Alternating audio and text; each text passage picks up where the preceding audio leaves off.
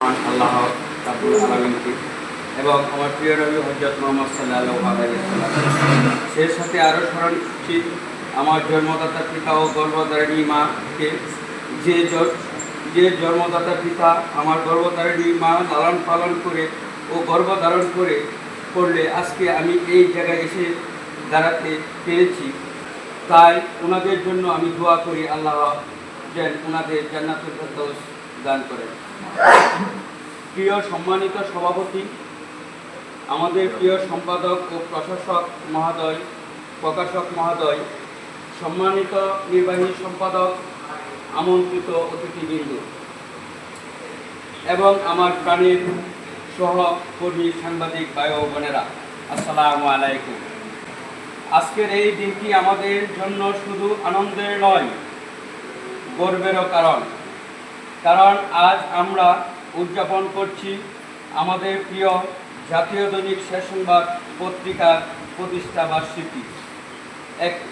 একটি সত্য, সাহস এবং দায়িত্ববোধের প্রতীক। এই পথ চলা সহজ ছিল না। অনেক সংগ্রাম, চ্যালেঞ্জ এবং পরিশ্রমের মধ্য দিয়ে আজকে এই অবস্থানে পৌঁছেছে আমাদের এই প্রিয় প্রতিষ্ঠান।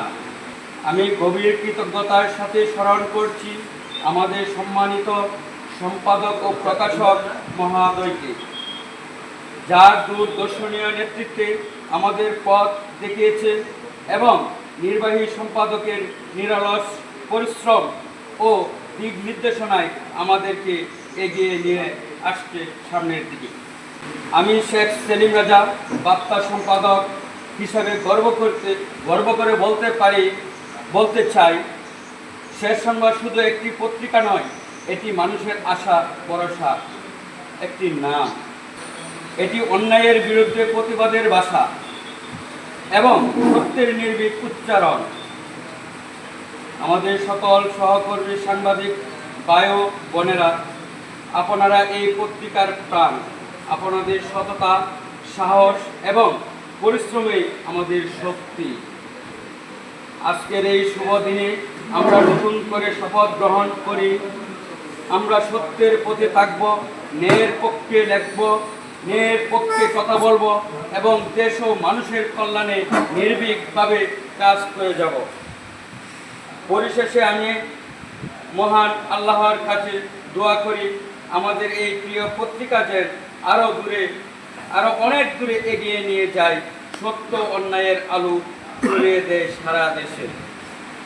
সবাইকে আমার আন্তরিক ধন্যবাদ জানিয়ে আজকের মতো এখানেই শেষ করছি আমার সংক্ষিপ্ত বক্তব্য।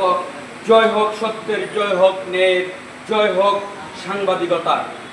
আসসালামু আলাইকুম ওয়া রাহমাতুল্লাহি ওয়া বারাকাতুহু।